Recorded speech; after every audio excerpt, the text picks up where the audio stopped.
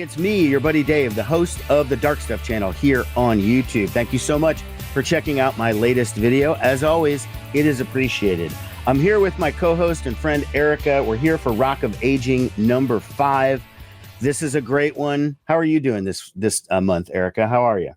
Well, it's been a good month. We've seen some great shows. And, I feel like that always adds a little pep to the week or to the month. And so, we've seen some great 80s metal content over the last few weeks. And so, what more can you ask for? I love it when these bands come to my town and I don't have to travel distances to see them. So exactly. Yay. Much appreciated. Yeah. So as Erika just alluded to, we saw a number of bands within just a short period of time, couple of weeks. We saw some of the titans of 80s metal. Some of them aren't necessarily at Titan level anymore, but they are still out there and they're still bringing it to happy audiences. I'll be candid about it. The people were pretty excited about the stuff they saw. We saw 2 different concerts and we're going to review both of them. The first one was called the Spirit of 89 tour, and it was a tour headlined by Trixter. It also featured, in addition to Trixter, it featured Enuff Z'nuff, Pretty Boy Floyd, and Christian Shields. Now, Christian Shields is newer and not really part of that thing, but they are kind of a throwback to that style, so they fit in pretty well with that. The other concert we saw was Warrant and the Bulletboys doing a tour together. Bigger space, not in a club. It was in more of a theater. But we got to see both of them. So I don't know. So we're just going to talk about it. We're going to kind of dive into each one. We're going to talk about the bands, what we liked, what we didn't like.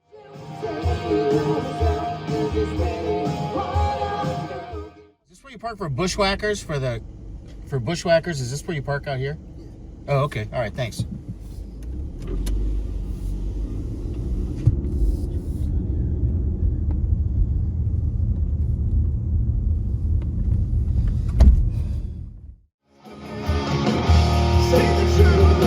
This was Christian Shields. They opened the show. They obviously were not even alive in the 80s. I mean, look at these guys. They're all in their 20s. I mean, they were not alive in the 1980s.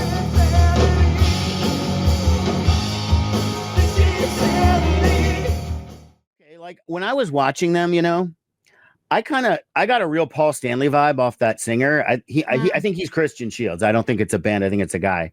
I'm not 100% on. It is. Okay. I think that's right. Yes. That's right. Okay. I was getting a real Paul Stanley in the 80s vibe. I get why they fit on this bill. They're clearly inspired by all of those bands, not necessarily visually, but Yeah, I thought they were great. I mean, I'll tell you that I spent most of the evening during their performance focused on the guitar player, I think it was, that was stage left. We saw just a little bit of him in the clip right now. And not because I'm trying to be a creep about it, but because he looked like the quintessential guitarist that, my podcast buddy from A92A, Tina, and I would have been all over. Like, he had that look. He was, just like a super cute, long-haired brunette. And you didn't have the Joey Tempest. You didn't have the Joey Tempest look, like the big. No. No. It wasn't the curly, permy look. It was more of like just the long and loose look. But I thought they sounded great. I thought, like you said, they definitely fit in with that vintage vibe. I didn't know any of their music, never heard anything about them. And actually, I didn't even know that they were on this bill until I showed up and I'm like, oh, there's a 4th band, and there Christian Shields was. As a general rule, think 4-band bills are extreme. It's a lot, especially when you Sunday night. Yeah, when you get to our vintage, seeing 4 bands, it's just like, it's rough. Okay. That's why I don't go to festivals. Nobody has the patience or the time for that. Next up was Pretty Boy Floyd. This was a band that surprised me. Let's pull up a clip of them real quick.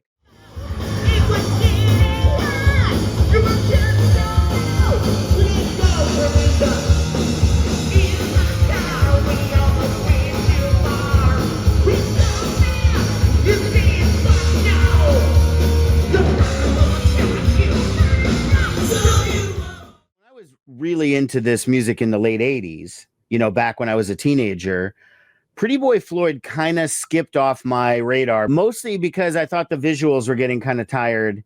And So Pretty Boy Floyd was never a group I listened to that much, to be honest. And I kind of thought they were just a blip on the radar or what have you. And then what I was finding out was there were a lot of people that were very, very excited about Pretty Boy Floyd, like much more so than I would have imagined.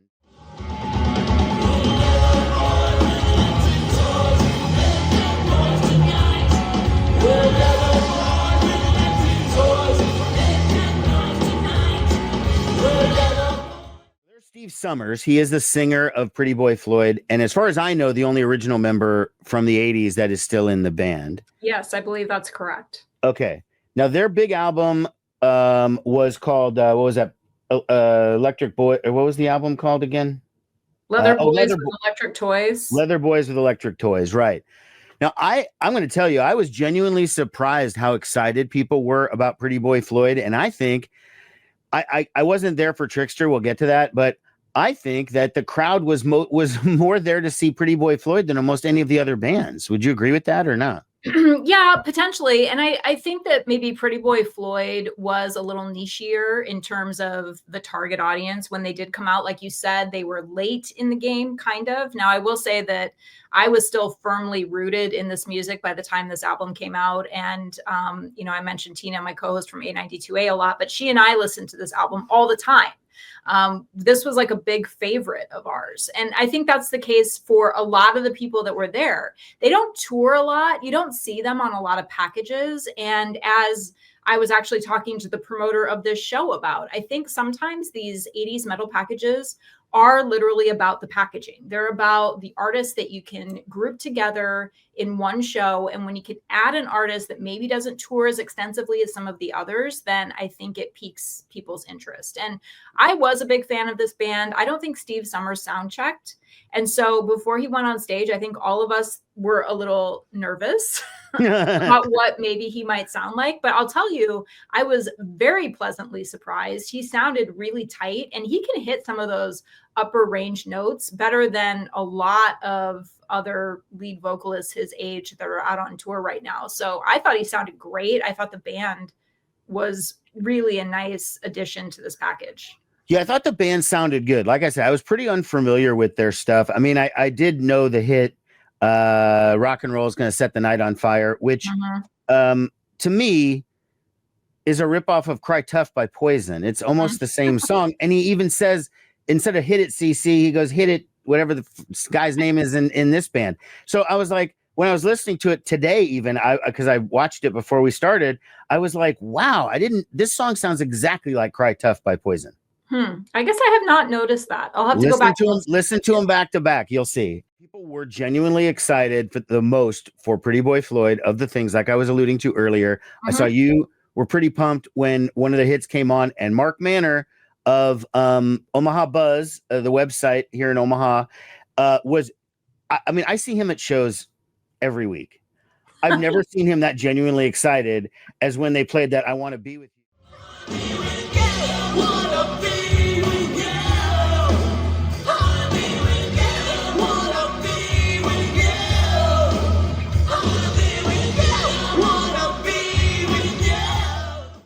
Like he was 15 again. It was insane. I loved it. It was crazy. But yeah, I did not know people had that strong an attachment to Pretty Boy Floyd. I just didn't know. Yeah, it's a great band. And I think at the time too, when they came out, they were very young. Like I'd have to go back and see like how old these guys were. Very similar to Trixter, which was a very young band, in which we can talk about later. But that could have been the appeal as well for a couple of teenage girls like Tina and I. Like some of these guys were not that far removed from our age. Some of them were quite a bit older, but some of them we're talking like 18, 19, 20-year-old guys. And so they weren't that much older than we were. A couple of other things about Pretty Boy Floyd. Steve Summers took off his jacket, and I think he was wearing like Tommy John compression, like elbow socks or something. Like it was an odd look, although it fit in really well with the age that we're all in at this point. But I thought Steve was super engaging. He was very engaging with the audience. He had a lot of energy. Like he really, I thought was interactive, more so than maybe some of the other bands that I've seen, not necessarily on that particular night, but other bands that I've seen of this vintage. And the guitarist, though, was too rugged looking. Like they had a lot of pretty pretty Well, men on let's take a stage. look at them But again. he was one guitarist. He was way too rugged. Like he needed to get way, way prettier. I mean, you're in Pretty Boy Floyd.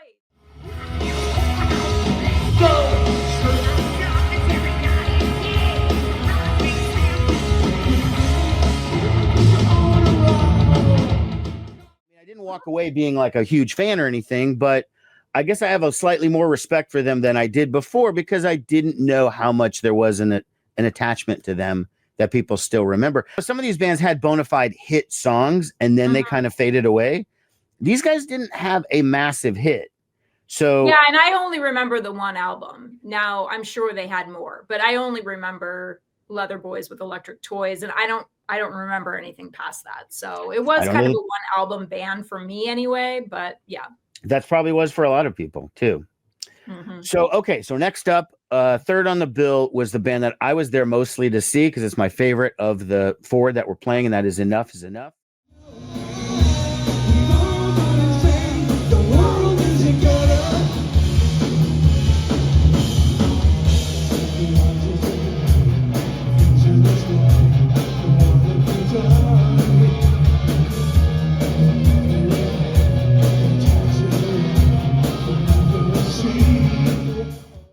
Like Enuff Z'nuff. I don't know who's in this band because I'll tell you, when I was doing some research to find some other clips to see if anybody else had reviewed the shows, and so I looked it up and I saw a clip of Enuff Z'nuff a week after we saw them, and they had a different lead guitar player. Yeah, I mean, I saw them, I think it was April of 2023 at the Whiskey. They did a headline show there in Los Angeles, and the lineup was totally different. I mean, so I think like Chip is one of those musicians that kind of pieces bands together. And I don't know that he has a super, super consistent band that he performs with regularly. I think he's got a lot of musicians that he taps based on maybe availability or the region that the show's in. I don't know, but it does seem like they switch band members quite a bit. It's tough at that level where they're at in terms of Enuff Z'nuff because they also only had kind of half a hit, like Fly High Michelle did pretty well, but it wasn't a massive hit. So they don't really have that to like ride on. So they've always been on the periphery. And my feelings on Enuff Z'nuff have always been like, they're such a good power pop band and very Cheap Trick and everything. And I think their career might have benefited from them coming out at a slightly different time. Like I've always thought that people who like that Cheap Trick sort of power pop stuff didn't like Enuff Z'nuff as much because they were doing the glammy sort of Poison look, and that kind of turned them off a little bit. But then people who like that type of music, who were into that look, heard Enuff Z'nuff, and they weren't really as metal. Like they were a little bit more power pop than. So I always thought they were stuck in a difficult position. Yeah, I would agree with that. I mean, if you look at their videos, like New Thing, for example, it's super poppy. Like it's like neon and, round glasses and clouds, and it didn't really, I guess, fit in with some of the work and the video work specifically that other bands were doing at that time, which is fine. It's like great to be different, but I do think you're right. They might have been stuck in kind of like the Twilight Zone where they didn't really know where their audience was. That album of theirs was great, their first album, and I love Fly High Michelle. I always say it's like my favorite song about death from that era. Like there were a few, like Fly to the Angels and Wasp had one, but Fly High Michelle is firmly in the category of best song about death, in my opinion. Well, let's go ahead and let's play that real quick.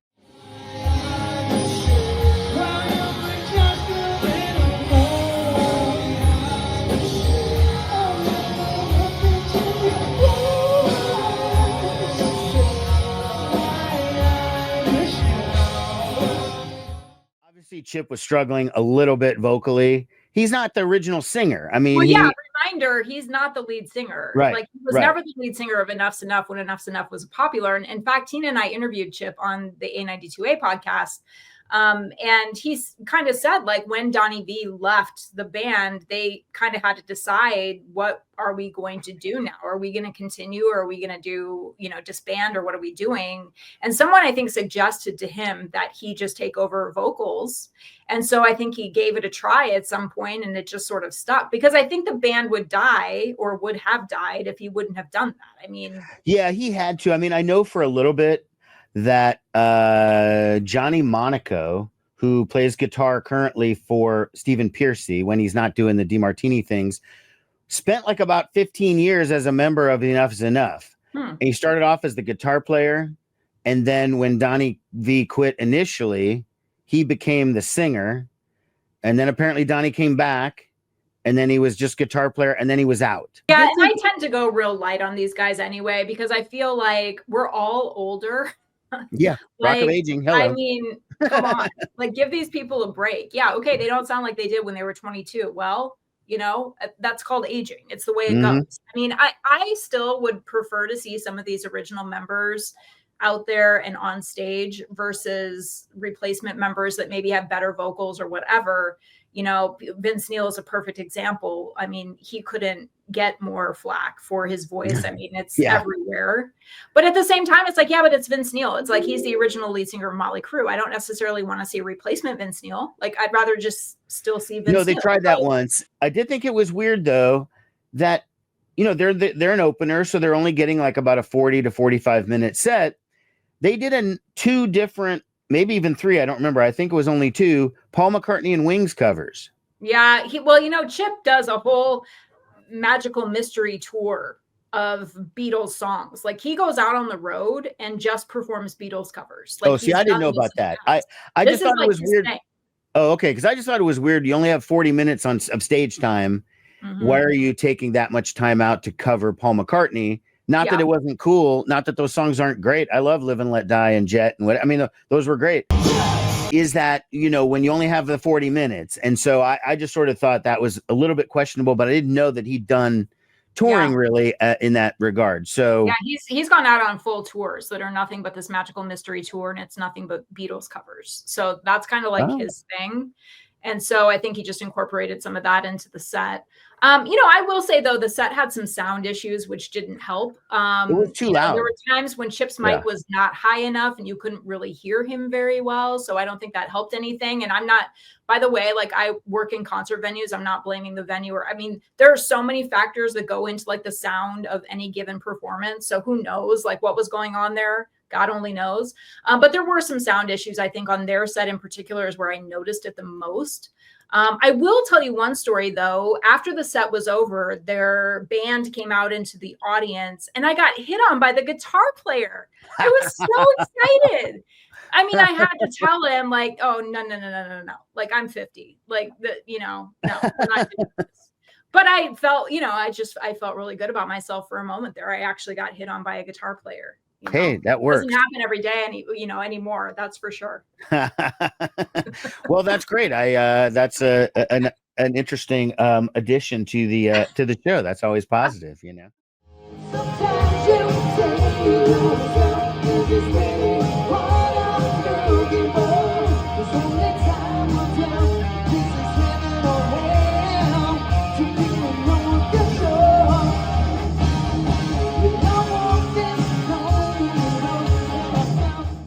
A little bit of Trixter for you. They were the headliner of the night, and it was their tour, the Spirit of '89 tour, that those guys have assembled. And I dipped out a little bit before Trixter, not any as a reflection of my feelings on Trixter. I'm pretty neutral on them, but I was beat and I was out of there, and I knew Erika would be there to report on it. So I'm going to let you talk a little bit about the Trixter show. Well, PJ led off with vocals, PJ Farley, and that was unexpected. PJ again is not a lead vocalist, but he did a lot of singing during their set, and I thought he sounded great. Steve Brown had most of the lead vocal work during the Trixter songs, and he sounded amazing. I thought his voice was really strong. There were still some weird things going on with the sound volume, but they sounded really damn good. Yes. So I think that both of them are such solid musicians. And I think that's the thing that struck me the most is like, they really are truly professional musicians. You can tell that by the way they play and by the way they have kind of like that stage presence. PJ Farley plays all the time. Like, he's like a seasoned professional musician. And I think now he's out on the road with Fozzy now that the Spirit of '89 tour is concluded. So he plays with Fozzy all the time. There are other bands that he has played with and that he does play with frequently. So he literally is a professional career musician where he's out with these bands constantly. And I think you can really tell that based on how they play. Well, both of these guys, what was the guitar player's name? Steve Brown and PJ both played on the most recent Ace Frehley record. Oh, cool. Steve Brown produced it. It was Ace's most well-received solo record for many, many years. And I did a video on it where I discussed the Ace record, and I wasn't negative or I was just kind of like, I don't think it's the greatest Ace record. But Steve Brown himself thanked me for reviewing it on the channel, but I kind of felt like, I don't know if he really watched the review, because in the review, I sort of questioned whether Ace was really doing what he said he, like that Steve Brown was pretending to be Ace and playing all this other stuff. So anyways, if you like that, you may want to check out that video. I'll link to it below. He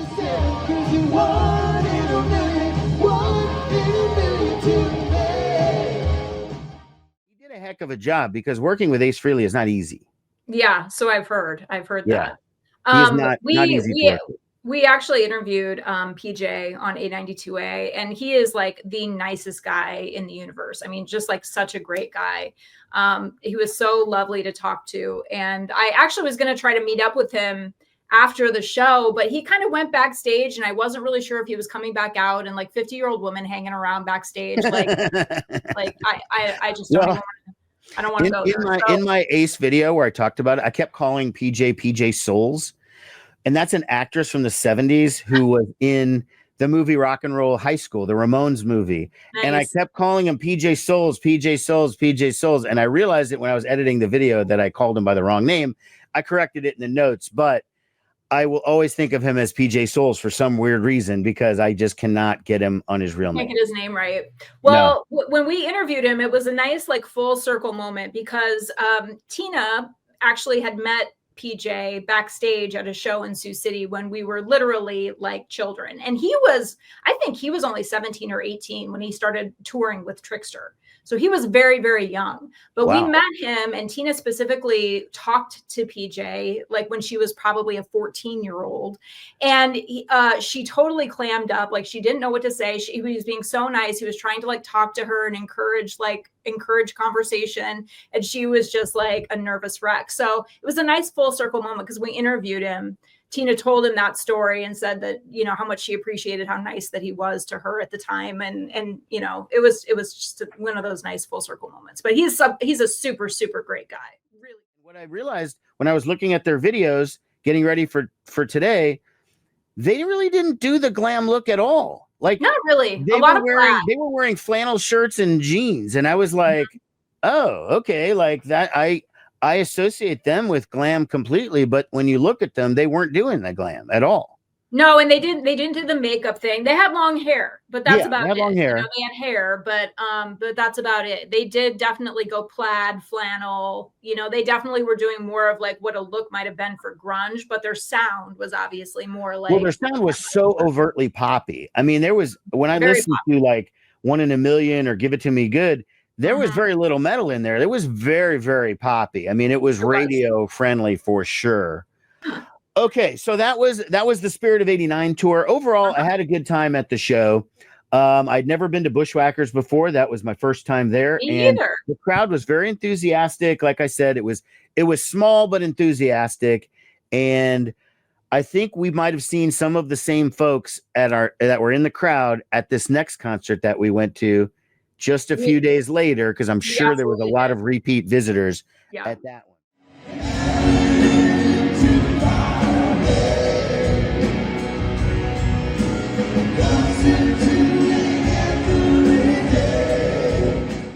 So the next show we saw was the Warrant and Bulletboys tour, and I think Warrant was celebrating 35 years of Cherry Pies, what they were detailing the tour. So let's look at a clip of Warrant real quick, and then we'll talk about the openers and all of that.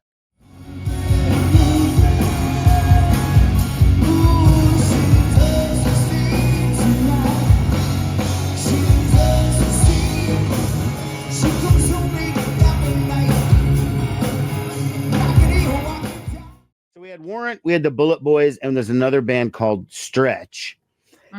Stretch, I didn't know anything about when they first came on. The guy has something unique to him because he's known in certain circles, right? This is the singer of Stretch. There he is. And what I learned during that show, and mostly from you, who was texting me about it, was that this guy's been on like TV shows about like food shows, right? Like he's been on Diners, Drive-Ins, and Dives, and I'm pretty sure he's competed on Guys Grocery Games. He's a Guy Fieri kind of guy.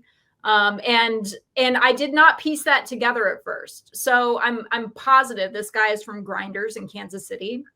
He owns the restaurant and probably the club that's attached to it, because there is a concert venue that's also called Grinders that's right there in KC. Oh. And the only reason I put this together is because at some point randomly during his set, he put a picture of Guy Fieri on like the side video walls. And I'm like, oh my God, that is the guy that I've seen on the Food Network. That is him. So I literally watch Food Network all the time. Now, I will say I did not particularly enjoy his live show. Yeah, I didn't love it. I didn't really know anything about it. But for the sake of the people watching, let's just take a quick look at a brief bit of Stretch. The world is mine. I'm snapping spine. It's eruption time.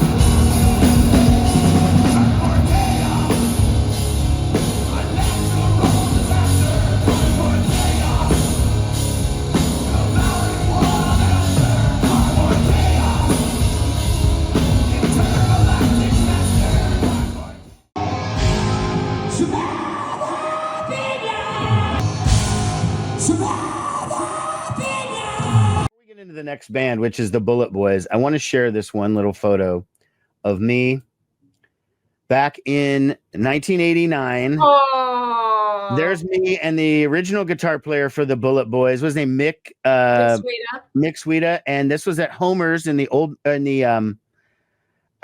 Orchard Plaza, about 132nd and Center for those keeping score.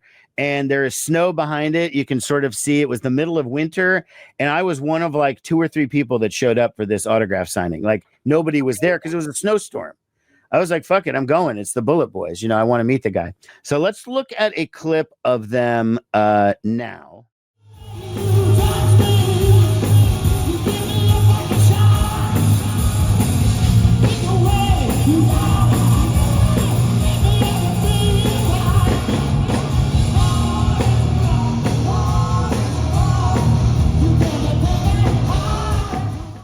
He puts on a show.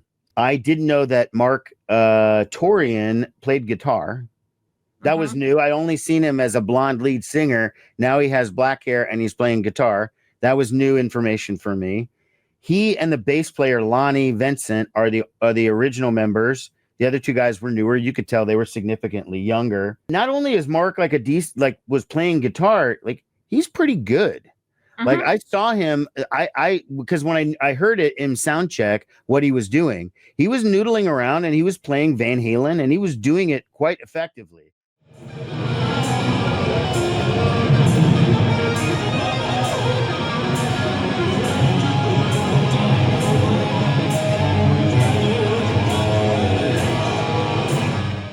That's hard to do.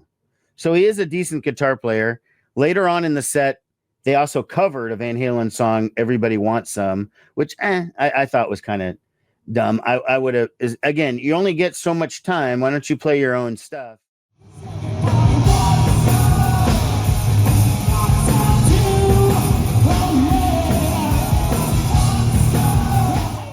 When Marq Torien was blonde, he did look more like David Lee Roth. You know, he had that kind of thing. And I think that's what he was, you know, I mean, a lot of 80s singers modeled themselves after Roth because I mean he was an amazing frontman. I mean he was already kind of washed by 88. So if you were doing the Roth thing, you were probably doing it better than he was at that point.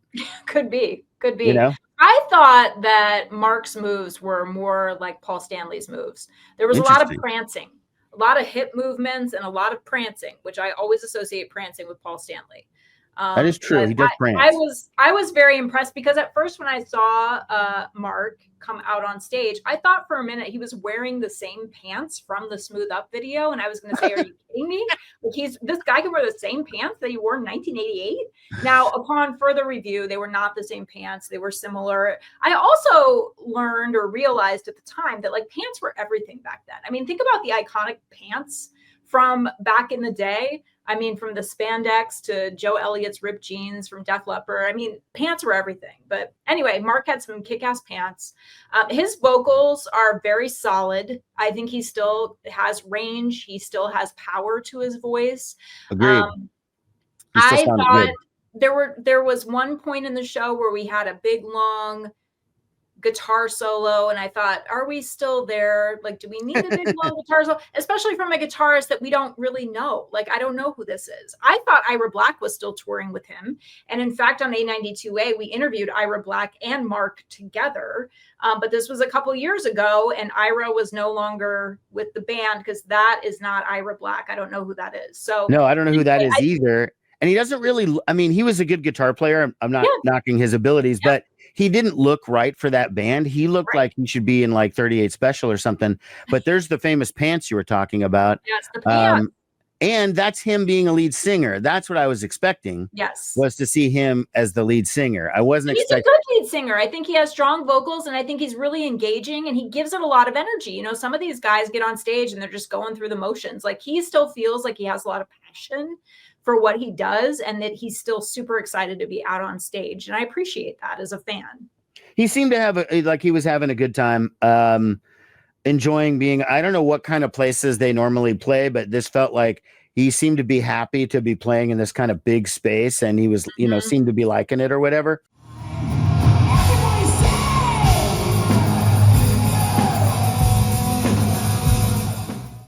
I only really knew Smooth Up and For the Love of Money. Like, those were the two hits I knew. And then the Van Halen cover. So I didn't really know much of what else they were playing, but it was good. I mean, it didn't make me more of a Bullet Boys fan than I was before. However, I'm not less of one, I guess. I was going to say, did it make you less of a Bullet Boys fan? It didn't make me less of one. I mean, he did engage in a little bit of politics from the stage, and I don't think you should do that. It kind of soured me a little bit on it, but you know what? I'm already over it. It's been a couple of weeks. I'm not gonna delve into it again. Yeah, I'm gonna let it go. Okay, so then our headliner is Warrant. Let's take a look at Warrant circa 2025.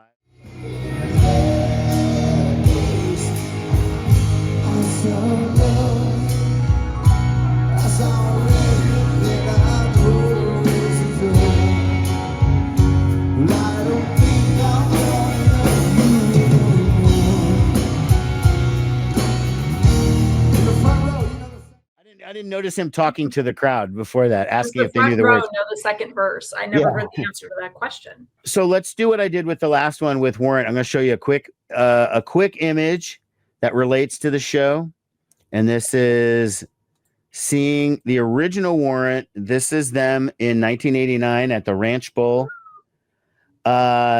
which is a bowling alley that had concerts here in Omaha back in the day. It's closed down about 20 years ago, but this was a spot. So there's Janie Lane, and he's like standing on top of these amps and whatever. And if you walked out that door behind him and turned to the right, it's a bowling alley.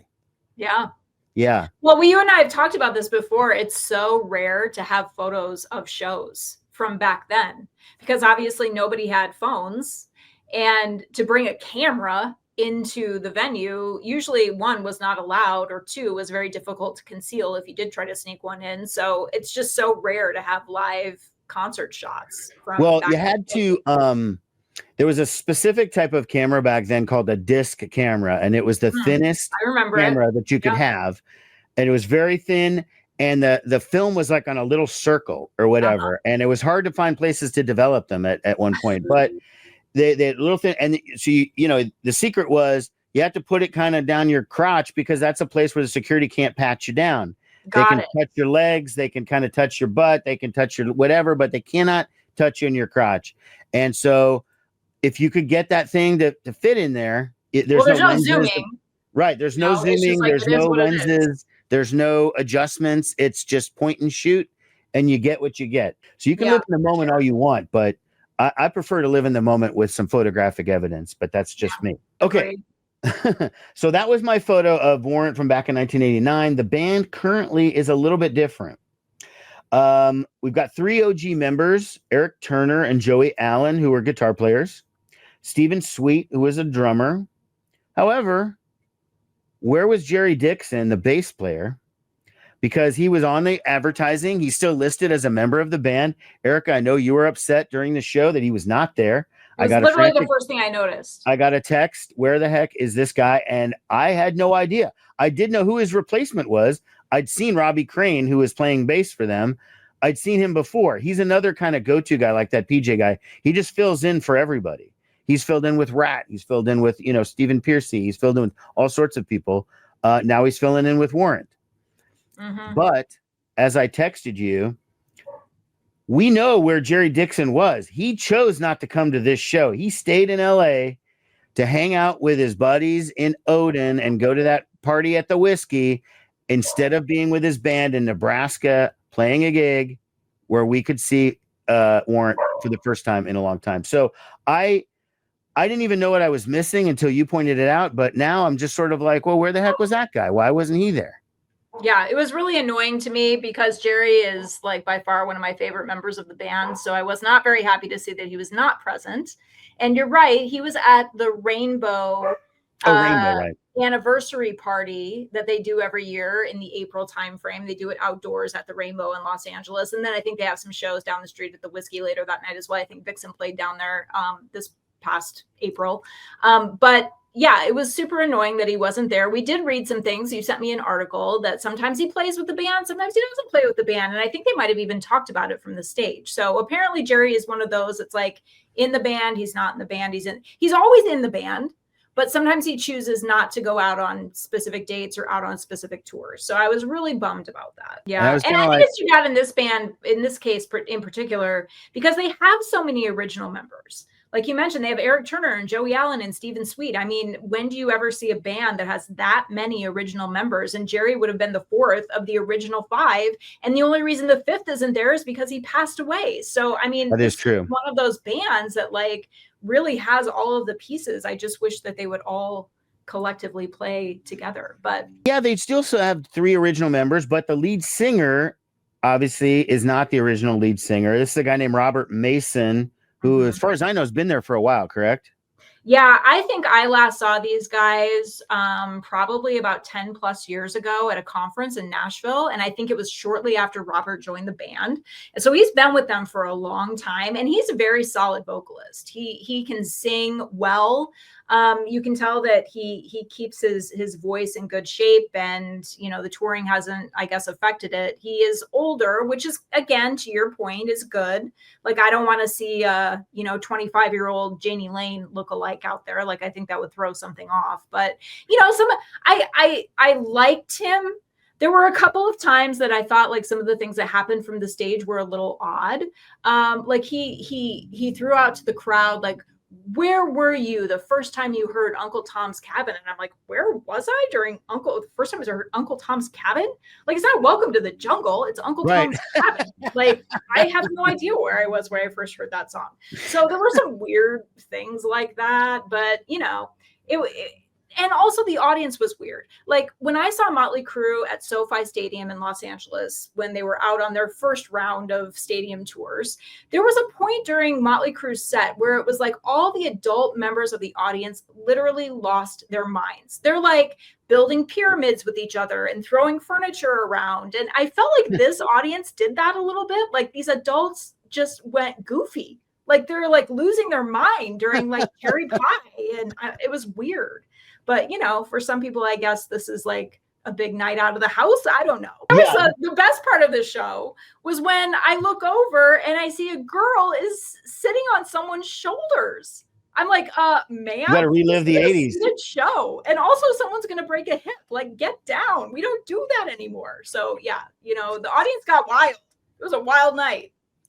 Yeah, it was. I mean, a lot of people are definitely reliving their youth when they do this. And what I get a kick out of, because me and my buddy were sitting up in the box kind of looking down. And so it was great for people watching.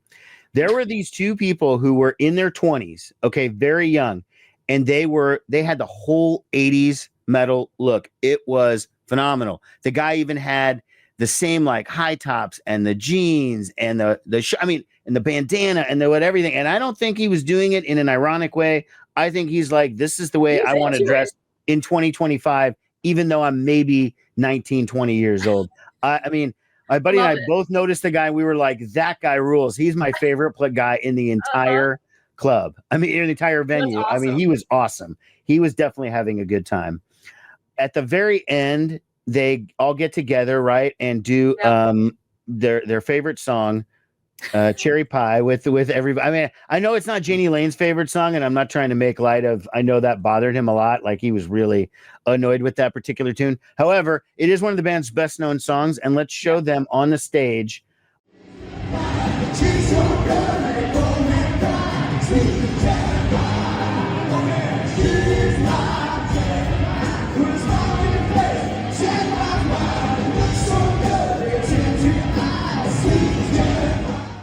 That was them. There was the two bands on stage together. Marq Torien looked awkward singing that song. I thought, like, it was a little. I mean, it wasn't. Like, it's like he knows, a little more rugged. Like this song was real poppy for Bullet Boys. So yeah. Well, I dipped out right before that happened, so I did not catch the two bands collaborating. I have this thing. I have that old guy issue of I want to figure out how to get out of the venue and avoid traffic. And so that was in my head. That's where I was. And I was just sitting there going, okay, if we get out right before this song, then we can get to the parking garage and get the car and then no traffic. It sucks that I do that, but I can't help it. I mean, that's what were your overall thoughts on Warrant then? What did you ultimately think? I thought they were good. I mean, and actually, I will say that Warrant has a broader catalog of hits than some of these bands. Like we were talking about the show with Trixter and Enuff Z'nuff and Pretty Boy Floyd, and we were talking about, they had these two songs and they had these two songs. Warrant had several songs that were big hits for the band back in the late 80s, early 90s. And so from that perspective, I do think it's fun to see a band like Warrant, because it's not just like a, two hits and you're done. It's like, oh yeah, I remember this song and this song. Oh yeah, and then this one, and then this one, and then this one, right. I've noticed over the last couple of months as we've been doing the shows, because it has affected my algorithm on YouTube, and now it shows me different things because I do research for our videos, and so now it shows me different stuff. Yeah. I did not know the depth of feeling, just like with Pretty Boy Floyd, where I was surprised at the fandom that was there because I didn't think anybody really remembered. Warrant, people really do love Warrant. Mm-hmm. People who are fans of this music, they're not just like a band in that genre the way like say Trixter is. They're like one of their favorites, and they love Janie Lane. They take him very, very seriously. And that was something I didn't know, because he himself had so many issues about wanting to be taken more seriously, and he didn't feel like he was. And now you see that there's a lot of people all these years later who really do take him seriously and really do. Like he is one of their major guys. I just didn't realize that. Again, it's just ignorance on my part. I didn't know. Well, on the A92A podcast, we actually read Bobby Brown's book called Dirty Rocker Boys. And if you ever want to read about what life with Janie Lane might have been like, read her book. Of course, it's one-sided and it's her side of the story, but it is very interesting. I think I had a different perception of Janie Lane once I came away from reading that. Better or worse? But it was a little worse. It was a little worse. And again, you're reading a biography of hers, and so it's her perspective, who knows, but at the same time, like Janie Lane really was a very beloved lead singer. And so I think it's hard to replace somebody like that. And certainly like, as I'm watching Robert Mason, he's doing a fine job, but he's not Janie Lane, obviously. No. And so, there still feels like there's something missing for me, but Janie Lane, unfortunately, is not able to perform with them anymore. So you have to replace him with somebody. And I think Robert Mason's a great option. He has very strong vocals. He wasn't like a mimic. He wasn't mimicking him, but he had a similarity, and he was a thin guy with long blonde hair. So that visually kind of went in there, but Yeah, he wasn't mimicking the guy. I thought he was good. He was respectful. I guess my feeling is I'm glad these guys are still doing it. There are fans of this music that want to come and see this.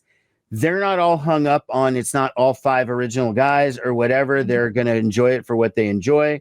I sometimes get hung up on it's not original members. I need to remember that that's a me thing, not an everybody else thing. Not everybody cares about all original members. I should know that being a Kiss fan, because I got a lot of that where I wanted the original guys and nobody cared. So, Yeah. That's the way that it goes. Enuff Z'nuff was my favorite overall of all of the bands that we saw, just because they were my favorite going in and they're probably still my favorite going out. I don't know that I had a favorite, but I would say the biggest surprise out of the 5 bands we talked about was for sure Pretty Boy Floyd. Like, I was not expecting them to be as good and as engaging as they were. So I was pleasantly surprised by Pretty Boy Floyd. Yeah. And in my other video where I got mad at Steve Summers, I did compliment them as sounding good and me liking it prior to getting upset. But again, I'm going to leave that for somebody. You can check out that other video. I'm not going to engage in it in here because I don't want to do it again. Well, so there we go. A good time had by all. We're Rock of Aging. We were definitely not the oldest people at the show. That's for sure. No. We were spring chickens compared to plenty of those people, especially at the Warrant show. All right, everybody. Thank you so much for watching. Please like this video, subscribe to the channel, hit the notification bell, because we put out a video on the 10th of every month, okay? May 10th, June 10th, July 10th, all the 10s. But just in case you don't remember that, if you click the notifications whenever we publish a video, you'll get a little thing on your phone telling you, bam, there's a new Rock of Aging video, and you should go watch it. So if you can't remember the 10th, do that. Just please let me know what you thought. If you've seen this tour, if you've seen any of these bands, give me your thoughts. And we will see you guys next month on Rock of Aging. So, you have a MySpace page or something?